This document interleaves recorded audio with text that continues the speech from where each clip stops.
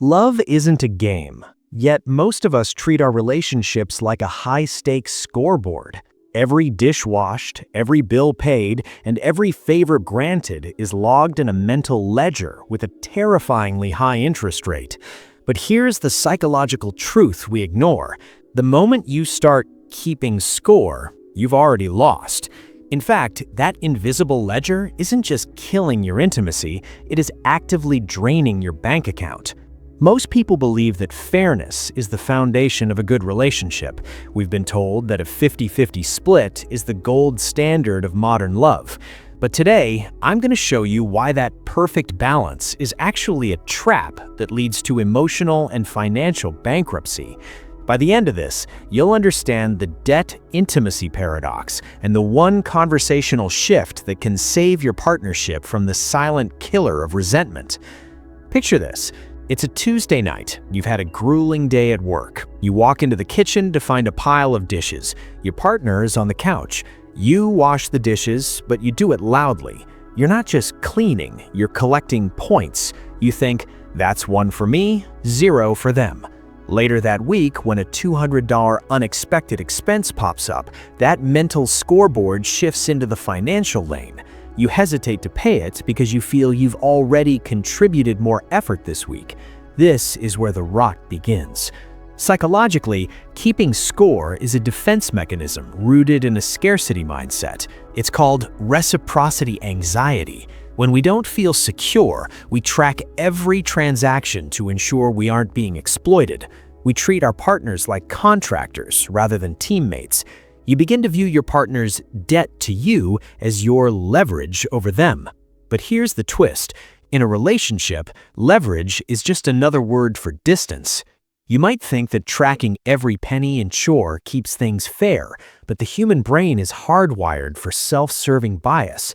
We naturally overestimate our own contributions and underestimate our partners. If you think you're doing 50%, you're likely doing 40%. If you both aim for 50, you end up with a 20% deficit of effort that manifests as a cold, calculating bitterness. This friction doesn't just hurt your feelings, it stalls your collective wealth. Couples who keep score rarely build empires because they're too busy debating who bought the last round of groceries to focus on their 5-year investment plan. So, how do you burn the ledger without getting burned yourself? First, transition from transactional thinking to total equity. Stop asking, is this my fair share? And start asking, does this serve the team? When one person wins a point in a relationship, the relationship actually loses because victory implies there is a loser sitting right across from you.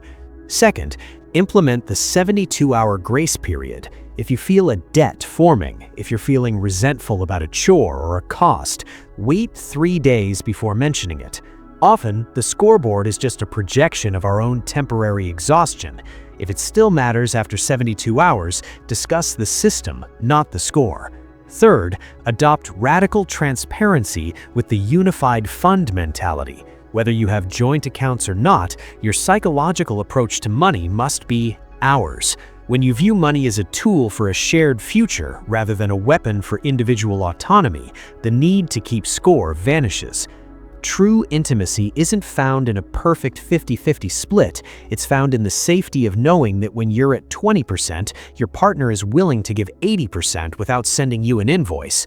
The most successful couples in the world don't have the most fair relationships, they have the most generous ones. Stop playing the accountant in your bedroom and start being the architect of your future. Because you can either be right or you can be happy, but you can't be both while holding a pen and a ledger. Next time you go to add a point to your mental scoreboard, remember this: the only way to win the game of love is to stop keeping track of the score.